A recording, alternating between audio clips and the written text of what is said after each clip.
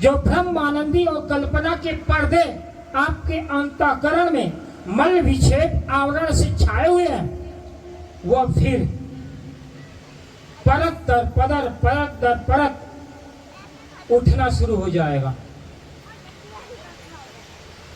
वेदों में कहा है, वचनम किम दरिद्रम। इस संसार में धन से दरिद्र है, गरीब है, ऐसा जरूरी नहीं। यहां पर बड़े बड़े धनवान भी देखे जाते हैं, लेकिन वो वाणी से, जुबान से बड़े कंगाल और निहंगे और दरिद्र हैं। अगर आप अपने जीवन में बड़े आदमी बनना चाहते हैं तो अपने वाणी से धनवान बनिए। वाणी के अंदर समृद्धि लाइए, वाणी के अंदर आग पैदा कीजिए और वाणी के अंदर गरुआ पद लाइए, जिससे आपके वाणी के वजह से, आपके शब्द के वजह से किसी की अंतरात्मा को दुख न पहुंचे।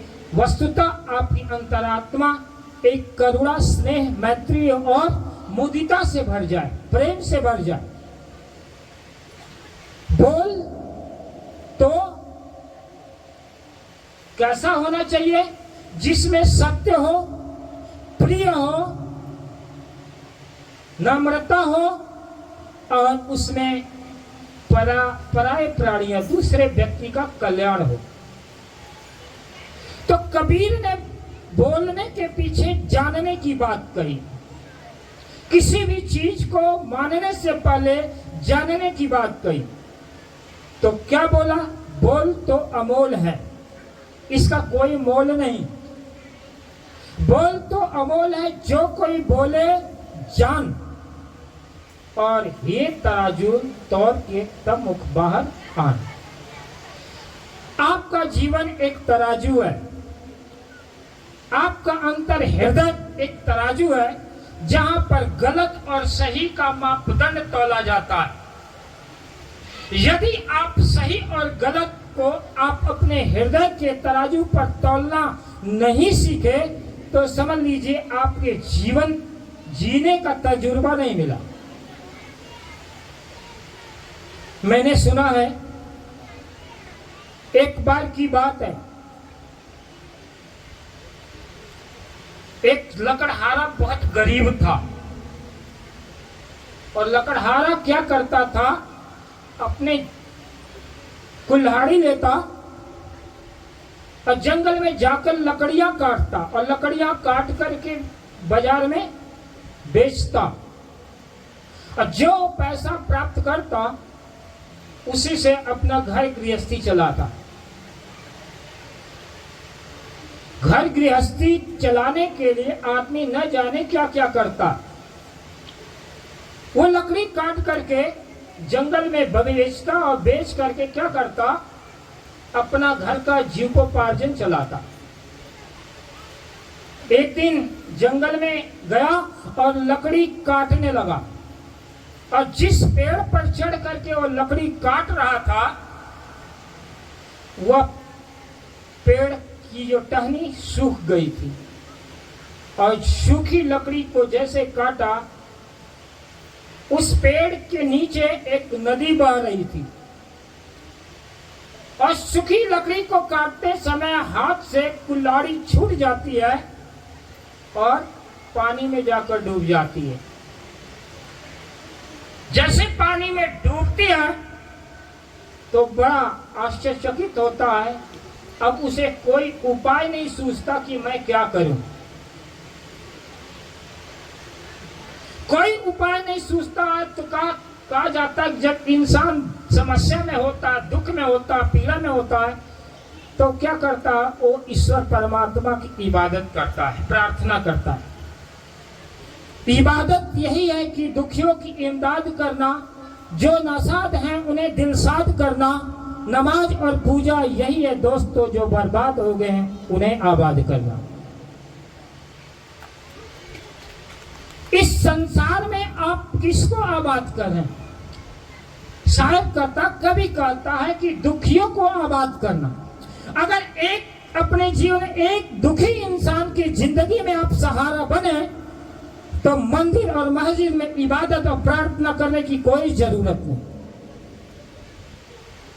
एक प्यासे आदमी को पिला करके उसकी आत्मा को तृप्त कर दिए, एक रोगी आदमी की औषधि देकर उसके घाव को भर दिए, एक दुखी इंसान को अच्छा राह बिताकर उससे सन्मार्ग में लगा दिए। समझ लीजिए धर्म के बीज वहीं बोए जाते हैं। धर्म के बीज मंदिर और मस्जिदों में नहीं होते हैं। लेकिन लकड़हारा वरुण देवता की प्रार्थना किया, क्योंकि देवता के पानी के देवता वरुण देव, और वरुण देव ने क्या किया, उस लकड़हारे की प्रार्थना से प्रकट हो गए और उसको क्या किए, सोने की कुल्हाड़ी दे दी। गरीब आदमी बहुत ईमानदार होता है, गरीबी से मारा होता है। वो सोचता है कि पता न मैंने पिछले जन्म कौन सा जन्म खराब किया, कर्म किया कि इस जीवन में गरीबी से दुख झेल रहा हूं। तो गरीब आदमी अधिकांशतः अमीर होते, ईमानदार होते। लेकिन ये भी जरूरी नहीं कि गरीब आदमी ईमानदार ही भी हो, बेईमान भी हो सकता, क्योंकि अधिकांशतः गरीब आदमी बेईमानी करके ही अमीर होता है। अमीरी का कोई शार्ट काट रास्ता अगर है तो बेईमानी। ईमानदारी से आप केवल अपना जीव को उपार्जन कर सकते। लकड़हारा ईमानदार था, वरुण देवता की प्रार्थना, आप वरदान मांग, बोला वरुण देवता बोले वरदान मांगो, तो उन्होंने बोला मैं कुल्हाड़ी दे दीजिए। उन्होंने बोला ले कुल्हाड़ी, उन्होंने सोने की कुल्हाड़ी दी और सोने की कुल्हाड़ी दी। तो लकड़हारा ने ईमानदारी का परिचय देता हुआ बोला कि प्रभु ये मेरी कुल्हाड़ी नहीं है। फिर वरुण देवता दूसरी बार नदी में डुबकी लगाए, उन्होंने बोली एक चांदी की चमचमाती हुई कुल्हाड़ी दी और देते हुए बोला कि लो एक कुल्हाड़ी। इस बार भी लकड़हारे ने बोला ये मेरी कुल्हाड़ी नहीं है। दूसरी बार चांदी की कुल्हाड़ी पाकर के भी उसका मन नहीं डिगा। तीसरी बार उन्होंने क्या किया, नदी में डुबकी लगाई और असली जो कुल्हाड़ी थी, असली कुल्हाड़ी लोहे वाली उन्होंने ला करके दी वरुण देवता ने। उन्होंने कुल्हाड़ी ली और वरुण देवता को धन्यवाद दिया, नमन किया और जब चलने लगा तो वरुण देवता बोले बंदे एक बार और रुको। बोला क्या प्रभु, मैंने तो कुल्हाड़ी प्राप्त कर ली। बोला तुमने कुल्हाड़ी अपनी असली कुल्हाड़ी लेकर के तुमने ईमानदारी का परिचय दिया और तुम्हारी इस ईमानदारी और सच्चाई और भक्ति से प्रसन्न होकर के मैंने तुमको ये तीनों कुल्हाड़ी दे रहा हूं, यानी सोने की और चांदी की। लकड़हारा बड़ा खुश हुआ। इंसान लेता हुआ बहुत खुश होता, किसी प्रकार का गिफ्ट दे दिए, उपहार दे दीजिए तो बहुत खुश होता है। कोई इस संसार में नहीं है कि आप उसको उपहार दीजिए, भेंट दीजिए और वो नाराज हो। उपहार लेता हुआ आदमी खुश होता है, लेकिन देता हुआ आदमी उतना खुश नहीं होता। परंतु वरुण देवता कुल्हाड़ी दे दी सोने चांदी की, लकड़हारा घर चलाया, उसकी सारी गरीबी दूर हो गई कि किसने, सिर्फ ईमानदारी से। इस तरह से 20 वर्ष गुजर गए, 2 दशक बीत गए। अमीरी के साथ साथ जीवन स्तर भी बदल गया और पति पत्नी गरीबी से अमीरी की तरफ बढ़ गए। और जब अमीरी आती है, लक्ष्मी आती है, तो 8 अवगुण लेकर के भी आती है। अब क्या हुआ, अमीर हो गए लकड़हारा। एक दिन पति पत्नी के बीच में घमासान युद्ध हुआ, लड़ाई हुआ और पत्नी गुस्से में रात में निकल कर जाकर उसी नदी में डूब गई। अब 20 वर्ष की बात याद किया कि एक बार हमारी कुल्हाड़ी इस नदी में डूबी, और अब 20 वर्ष के बाद में पत्नी जो है लड़ाई झगड़ा करके नदी में डूबी, अब वरुण देवता को याद करता हूं, हो सकता है वो बचा दे। कहानी है, उसका एकांकी बात को ग्रहण करेंगे, उसके सही अभिप्राय को समझेंगे, गलत को छोड़ देंगे। वरुण देवता की प्रार्थना की, वरुण देवता प्रकट हुए। पहली बार उन्होंने क्या किया, नदी में डुबकी लगाई और पृथ्वीजिंटा को निकाल कर लाए, बोले लो अपनी पत्नी। उसने लकड़हारे ने क्या किया, पृथ्वीजिंटा को पकड़ा तो चल दिया, और वरुण देवता तो परेशान हो गए, बोला यार 20 वर्ष का वक्त गुजरा, इसमें तू बेईमान हो गया। बोला बेईमान नहीं, ईमानदार उतने हूं। क्या?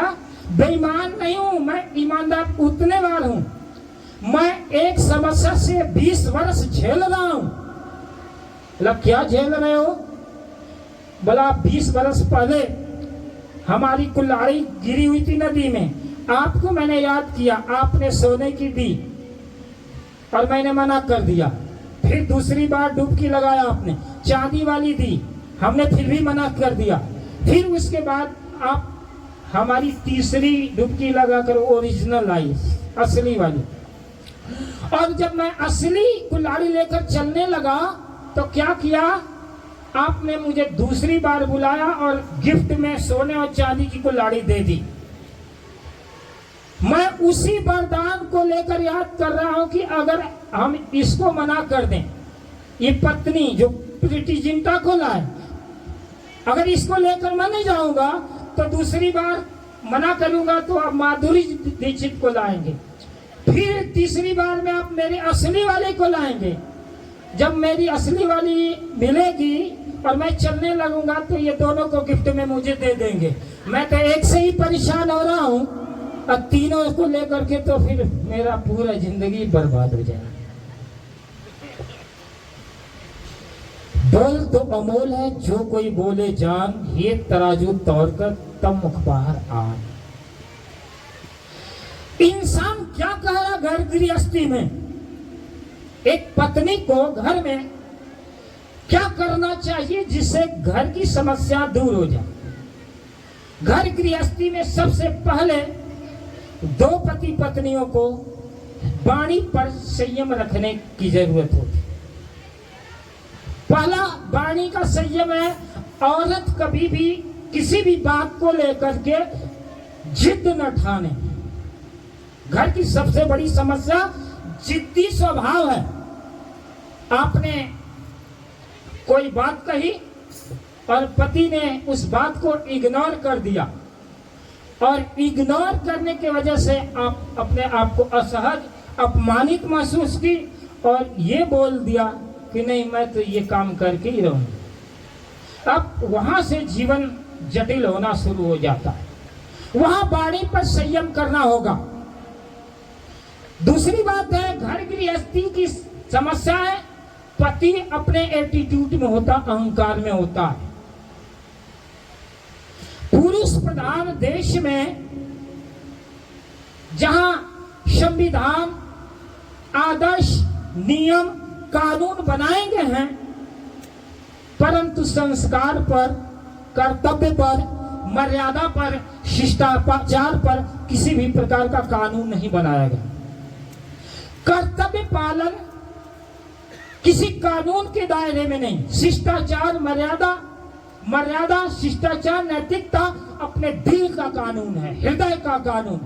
जो इंसान हृदय और दिल के कानून पर चलने लगता है उसे संविधान और किसी कानून की जरूरत नहीं, क्योंकि वह सामाजिक, पारिवारिक किसी भी प्रकार के अनैतिक कार्य करता ही नहीं है, किसी भी प्रकार का नियम का उल्लंघन करता ही नहीं है। उसका जीवन संयमित होता है, उसका जीवन सम्यक होता है। फिर कबीर की बातें वहां लागू होती है। केवल एक तारा पर बजा करके कबीर गाने वाले नहीं, उनकी अनमोल बातें, ये जो शरीर रूपी एक तारा है, जो सितारा है, उस पर बजाना है, जीवन को बजाना है। अगर जीवन में अगर बदसूरत संगीत पैदा हुई तो समझ लीजिए कि आप कहीं भी जाएंगे, जहां भी जाएंगे, आपका जीवन उलझता ही जाएगा।